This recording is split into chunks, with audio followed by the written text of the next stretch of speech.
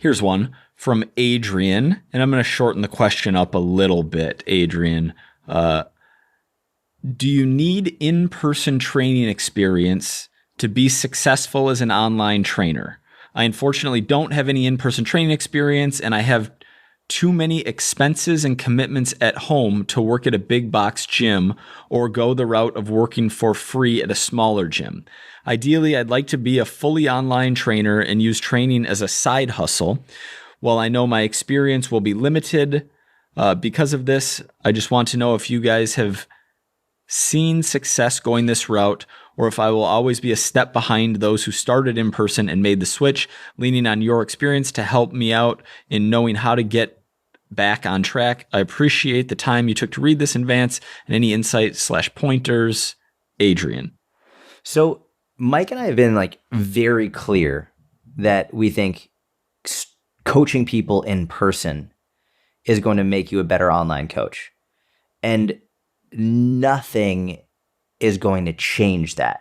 I'm not going to say that I'm not going to pretend like we haven't said that, because it's the truth. Coaching people in person is going to make you a better online coach. With that being said, I know many people who have never coached people in person and have started coaching people online and have helped many people and have built a very successful online coaching business. So do you need it in order to help people? No. Do you need it in order to build a successful online coaching business? No. Would it make you an even better coach if you also did in person? Without question, unequivocally, yes. But with that being said, I mean, think about this. The only way to get better as a coach is to coach people. And so when I first started coaching people in person, I wasn't a good coach and I made mistakes and there were things that I did that were bad. But the only way I got better was from actually just fixing it and learning and coaching more people and understanding from my mistakes.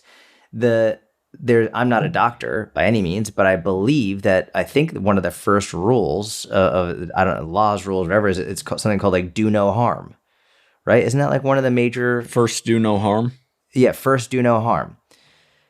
I think this needs to be the same thing as a coach. The number one thing you need to do is don't hurt people. And the easiest way to do that is to not have them do stupid shit. And coaching people in person can really help you understand what's stupid shit and what's not. But with that being said, there's no reason to be having your people stand on the flat side of a Bosu ball or even the round side of a Bosu ball. Even like there's just no reason to have people online doing that. Most of your clients, unless they're a higher level athlete, should not really be doing crazy jumping or bounding or any of that stuff. You shouldn't be giving them a lot of like overhead squats with a barbell, or like the most important thing you can do, whether you coach people in person or not, is keep them safe. Simple, basic, effective movements, very low impact, because number one, it's going to be safer for them. You are far less likely to do harm and you're going to learn from it. The more you do, the better you'll get, the more you'll understand. And coaching people in person will give you a better idea of this, but you don't need it in order to help people or in order to build a successful business. You can absolutely still help people and build a very successful business having never done it before. But that doesn't mean that you wouldn't be even better if you also coach people in person. Well said. There are people, yes, you can do it because there are people who have done it, but they are exceptions to the rule. And the fastest way to get the information that you're going to get from working with people in person is working with people in person. Like, yeah, I don't, what are you looking up? I was looking up first, do no harm. And? It is part of the Hippocratic Oath. And in fact, even though it was first attributed to ancient Greek physician Hippocrates, it isn't a part of the Hippocratic Oath, I guess. The oath reminds clinicians to first consider the possible harm that any intervention might do. This approach to interactions with patients leads to an emphasis on the absence of harm rather than a focus on the creation of health. It's actually, I think, a really important thing to consider when you're writing programs for people, especially workout programs. the most important thing is making sure you will not hurt them. Rather than thinking about how much better it's going to make them, first think about, is this going to hurt them?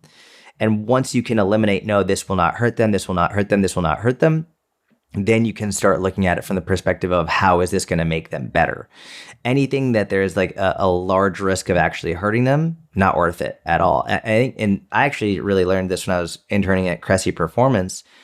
It was a really life-changing way for me to look at program design. I was doing it with, professional athletes at Eric Cressy's, mainly baseball players. But his main thing was, he was like, listen, I'm working with these professional athletes with multi-million-dollar contracts. The main thing is I just can't hurt them. If I hurt them, they're screwed. Their career could be screwed. I could be screwed. He's like, my job is to keep them healthy. And this is a coach who's working with some of the greatest baseball players ever, some the best Major League Baseball players in the world. His main goal is just don't hurt them. And if that's the main goal for for professional athletes, then that should absolutely be your main goal just for everyday people who are mothers and fathers and people work in everyday lives. Number one, just don't hurt them. And when that becomes your frame of mind for program design, then you just start to laugh at all the stupid shit you see on Instagram, these stupid exercises people are doing. It's just not worth it. And so then I guess the question then is, if you don't have any in-person experience, how do you learn the specific examples of not hurting them and amongst the other things that you learn in person coaching? And I suppose the answer is something like self-taught research online, a combination of whether it's certifications, whether it's watching videos, whether it's reading from research reviews, whether it's any kind of like self-taught online courses or materials. But that takes time.